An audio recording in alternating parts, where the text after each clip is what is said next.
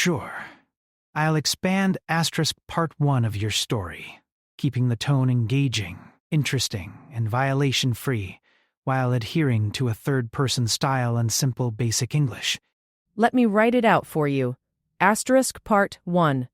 The unexpected encounter.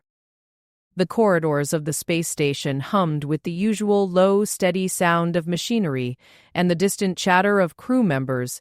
It had been a typical day for Lieutenant Eric Thompson, one of many aboard the International Space Station UAS. 9. His job was simple enough.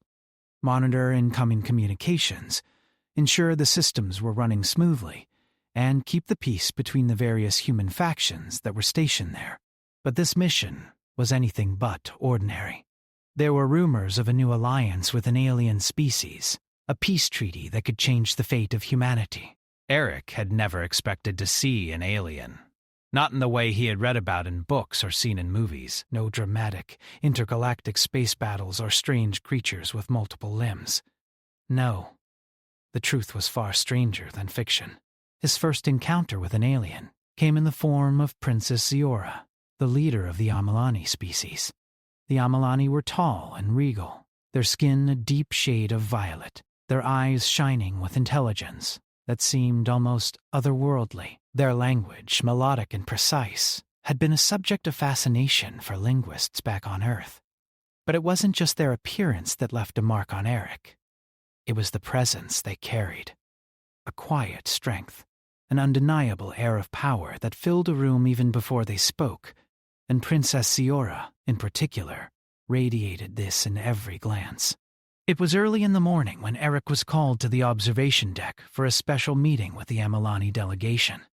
He had been chosen not for his rank or importance, but because of his knowledge of protocol and his fluency in a handful of languages, human and alien alike. He was no diplomat, but he was a trusted officer, and that made him the perfect candidate for this important task. He walked through the station's long corridors, the metallic walls glowing under the bright, sterile lights. His footsteps echoed softly, and he adjusted the collar of his uniform nervously. This wasn't just another diplomatic visit. The Amalani weren't like the other species they had encountered. They had power, resources, and a history that spanned millennia.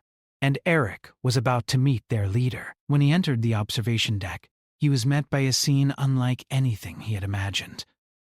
The room, usually used for stargazing or scientific analysis, was bathed in soft ambient light. The large window looked out into the vast, endless expanse of space, and standing in the center of the room, as if she had always belonged there, was Princess Ziora.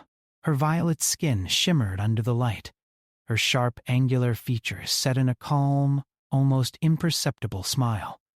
Her tall frame was draped in flowing, intricate robes that seemed to shift with the colors of the room. But it wasn't just her beauty that struck Eric. It was her presence. Even in the silence of the room, she felt different. She felt like royalty. "Lieutenant Thompson," her voice rang out like a melodic bell, surprising him with its clarity and softness. "It's a pleasure to finally meet you." Eric stood there for a moment, unsure how to respond. Her eyes, bright and calculating, locked onto him, as if she could see right through him. He quickly composed himself and took a step forward, offering a polite bow. "Your Highness," he said with respect, his voice steady despite the racing thoughts in his mind. "It's an honor." Ziora tilted her head slightly, a gesture that seemed almost imperceptible, but conveyed a sense of curiosity. "I hear humans have a unique way of documenting things," she said, her tone carrying an edge of amusement. "It seems you write everything down, even your most private thoughts." Eric froze. His heart skipped a beat. "I beg your pardon, Your Highness." Her eyes twinkled, a knowing glint in them. "Your diary," she said, holding up the small, leather-bound book in her hand. "I found it." Eric's face turned a shade redder, his mind racing. The diary. He had forgotten about it. It was a small, personal space where he jotted down thoughts, observations, and fleeting moments. It was private, nothing more, nothing less. The problem was that over the past few weeks, his thoughts had often wandered to her. Princess Ziora with her sharp intellect and graceful demeanor, had captured his attention in a way he had never expected.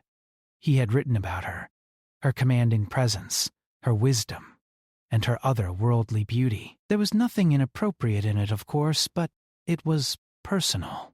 And now, somehow, it was in her hands. He stood there, paralyzed. His first interaction with this alien princess, and it was about a private journal. I didn't mean for you to find it, Eric stammered, his mouth suddenly dry. He felt like the walls were closing in on him. What could he say? What could he do? The thought of a diplomatic incident hanging over him was too much to bear. Ziora's lips curved into a soft smile.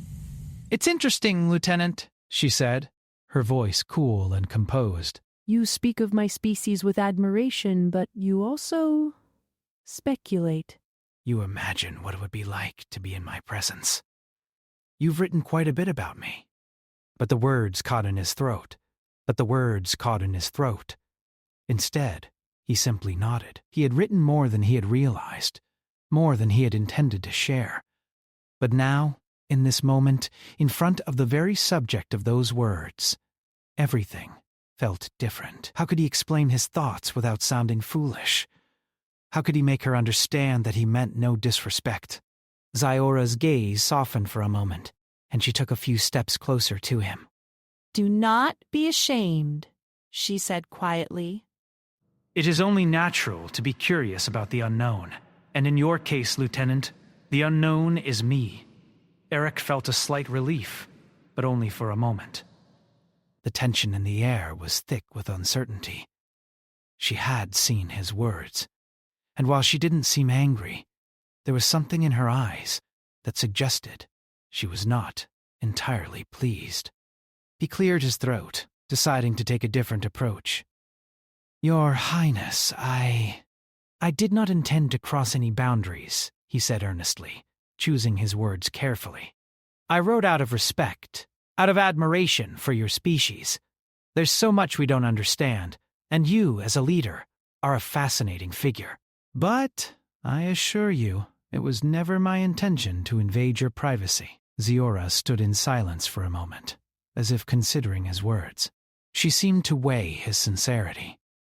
Then, with a slow nod, she set the diary down on the nearby table and turned her back to him. "I understand," she said softly, her tone no longer cold but thoughtful. "But know this, Lieutenant Thompson. What you write, what you think about, has power. You may not think it, but your words, your ideas, can shape reality. And that, in itself, is something to be taken seriously." Eric stood there, trying to comprehend the weight of her words. What did she mean? Was she warning him about something? Or was she simply speaking from a place of knowledge beyond his own?